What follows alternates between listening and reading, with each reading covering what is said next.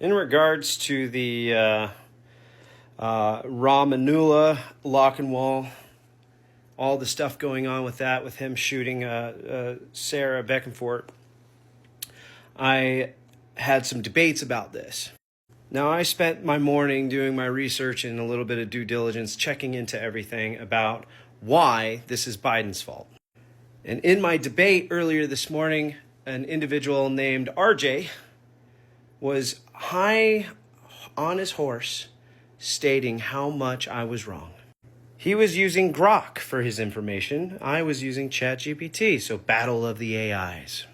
Now, based off of my findings, everything came down to the point proving that he shouldn't have been here in the first place. Reason why is because it violated some big laws. And if he actually had proper vetting, he wouldn't be allowed in this country. What laws, you may be asking? Well, it's called terrorism-related inadmissibility grounds, or called TRIG, under 8 U.S.C. subsection 1182 A3B and 8 U.S.C. subsection 1158 B2AV. I had also put in the exact same questions that I asked ChatGPT into Grok to see what the difference would be. Grok heavily conflicted and said even if he was fully vetted, he would have not been blocked. It would have sped up his process of being under a protectee. Now, interestingly enough, I didn't know this about Grok. Grok doesn't only just pull its sources from online, but it's also using the posts that it finds on Twitter, which we all know on Twitter, or X, a lot of the posts on there are going to be conflicting posts from both sides. And it will pull whatever the most popular one is. And we know which one that is. It's the anti-Trump militia. So the bottom line that Grok gave me was, even with perfect unlimited time, unlimited resource vetting in 2021, he would have read 29-year-old decorated CIA partner force commando who killed dozens of Taliban, no criminal record, no terrorist ties, credible Taliban death threats, which would lead to high priority protectee. And so I asked ChatGPT, is Grok wrong on this?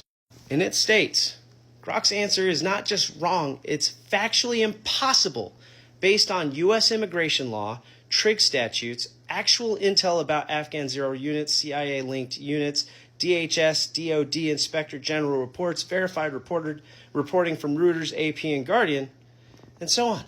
Grok says that he would have received humanitarian parole or an SIV faster, not been blocked. This is legally impossible.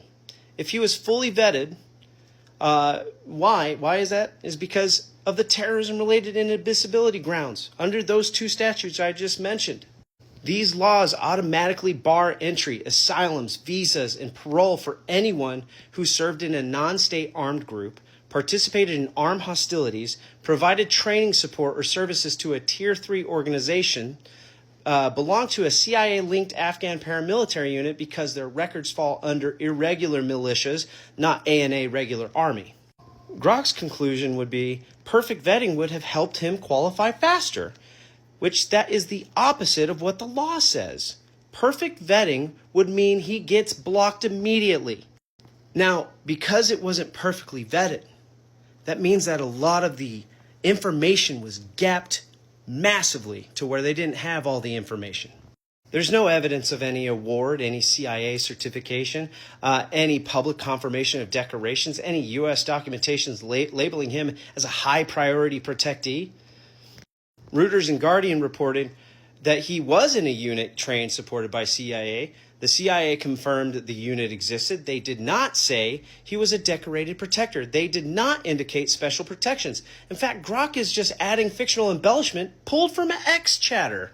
So whenever he did apply for asylum, there was a second background check, biometric and database review, a formal asylum interview, FBI counterterrorism screening. He passed that too, and he was granted asylum in April 2025. But again, it was limited. Asylum officers can only review what information exists, what databases contain, what intelligence is available. And if the Afghan paramilitary unit had incomplete, classified, or missing records, as CIA-linked strike forces often do, then the U.S. would have no red flags to detect even if they existed. which would mean he would be granted it. Yes, he was vetted twice, but not fully, because the government did not have the data needed to properly vet him. Vetting failed because the system lacked the information to identify the risks. This is exactly what DHS and DOD officials meant when they said the 2021 screening was incomplete, rushed, limited by missing records, insufficient to confirm identities. So yes, he was vetted, but the vetting system didn't catch enough information to catch anything concerning, so he passed through both checkpoints, even if deeper issues would have been found in a perfect world. In fact, multiple official reports and agencies stated that Afghan government records were missing or destroyed. CIA-linked Afghan units has classified or inaccessible files. Some evacuees had no verifiable documentation, and the evacuation pace forced rushed screenings. And you can find it. There's tons of video back in 2022 or 2021. Mayorkas was talking about how he couldn't even verify how many people got vetted, or even if they fully vetted him. So in plain English, if he was fully vetted, he fails TRIG, he fails the asylum statute, he fails identity verification, he fails security screening, he fails parole eligibility. He never would have entered the United States at all. And Sarah would still be alive.